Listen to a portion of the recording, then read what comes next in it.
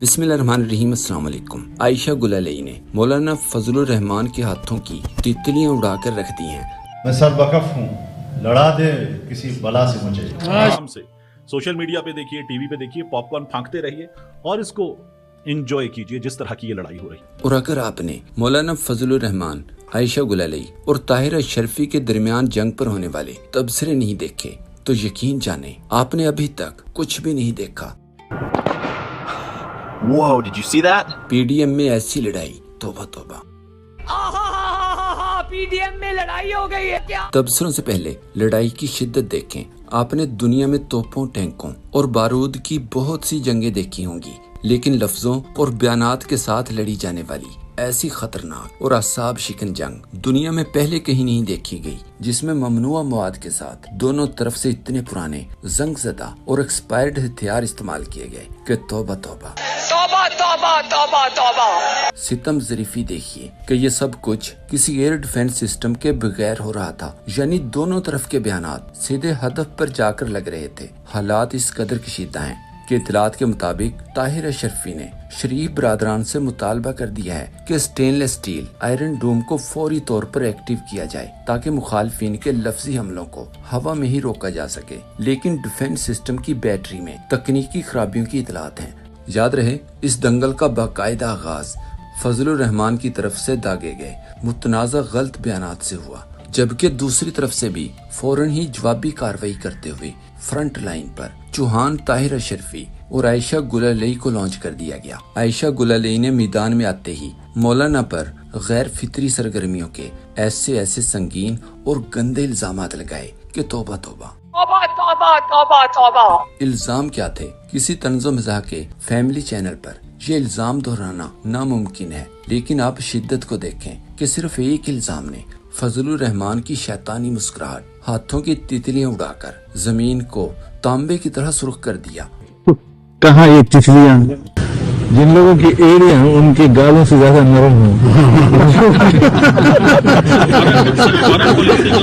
अलबत्ता आयशा गुलालई का साबका ट्रैक रिकॉर्ड देखते हुए अवाम में से किसी ने भी इसके जुबानी दावों पर यकीन नहीं किया, और वैसे भी हमेशा की तरह इस बार भी इल्जामात का कोई ठोस सबूत मौजूद नहीं था। दूसरी तरफ मौलाना फजलुर रहमान भी कहाँ पीछे रहने वाले थे। अपने लोगों को मदरसों और मस्जिदों में और मिंबरों पर बिठाकर ताहिर अशरफी और गुलालई पर डायरेक्ट गंदी गालियों की बुछाड़ कर दी। सोशल मीडिया पर सवालात उठाए जा रहे हैं कि सियासत के इस जुबानी अखाड़े में आगे क्या होने वाला है। क्या ये लफ्जी जंग किसी जंग बंदी पर खत्म होगी?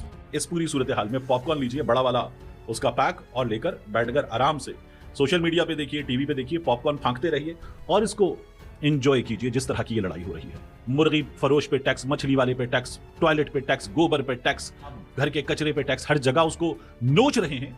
उसके पास एंटरटेनमेंट यही रह गई है कि आप लोगों की लड़ाइयों को एंजॉय करें कि आप किस तरह से किसी की हिमायत में, किसी की मुखालिफत में, किसी की चापलूसी में, किसी की बार बर्दारी में किस तरह से लड़ रहे हैं वो एंजॉय करें। सहाफी अदील राजा ने कहा, आयशा गुलालई ने 2017-18 में इमरान खान पर भी इल्जामात लगाए थे कि इमरान खान ने मुझे हिरासा किया है। कहा, उस जमाने की पक्की खबर देता हूँ कि आयशा गुलालई ने इमरान खान को प्रपोज किया था और कहा, मैं पख्तून हूँ, मुझसे शादी कर लें, आपको खूबसूरत जवान बीवी मिल जाएगी और आपको केपीके में मजीद पसंद किया जाने लगेगा। जो इस वाक्य का रावी है उसने मुझे बताया कि इमरान खान साहब घबरा गए थे। कहा, होश करो, तुम बहुत छोटी हो। इस आयशा गुलालई ने कमरे को कुंडी लगा दी, जिसे इमरान खान खोलकर फौरन बाहर निकल गए। एक सोशल मीडिया सार्फ ने मशवरा दिया, आयशा गुलालई और फयाज चौहान दोनों की आपस में शादी कर दी जाए तो यकीन से कहता हूँ बच्चे अशरफी जैसे पैदा होंगे। और तो और मुनाफकत भी फट गई। जफर नकवी ने लिखा, मजा नहीं आया। ताकतवरों ने मौलाना फजलुर रहमान साहब के बैलिस्टिक मिसाइलों के मुकाबले में सस्ता एम्यूनेशन इस्तेमाल किया। मसलन फयाज चौहान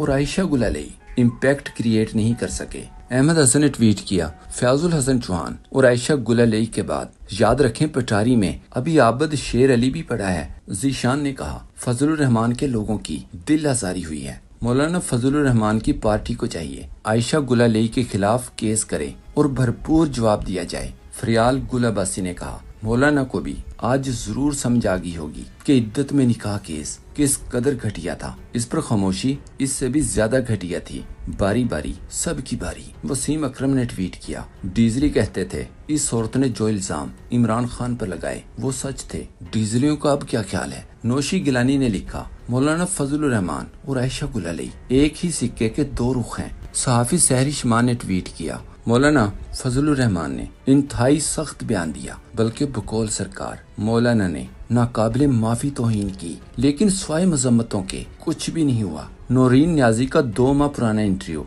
जिसको वो नशर न करने का कह चुकी, नशर होते ही इन्हें एनसीसीए में तलबी का नोटिस जारी हो गया। एक सोशल मीडिया सार्फ ने ट्वीट किया, मौलाना साहब ने अपने बयान में बिलाशुबा शोहदा की तजलील की है जिसकी जितनी मजम्मत की जाए कम है, लेकिन आयशा गुलाली का बगैर सबूत के इल्जाम लगाना ये भी इंतहाई नामुनासिब है। शेख सरवर ने लिखा, आयशा गुलाली को मेन स्ट्रीम मीडिया पर कवरेज देना, हसन चट्टा को प्रोटोकॉल देना इस फरसुदा निजाम और इसके मुसल्लत करदा लोगों की ज़हनी गलाजत की खुली तर्जमानी है।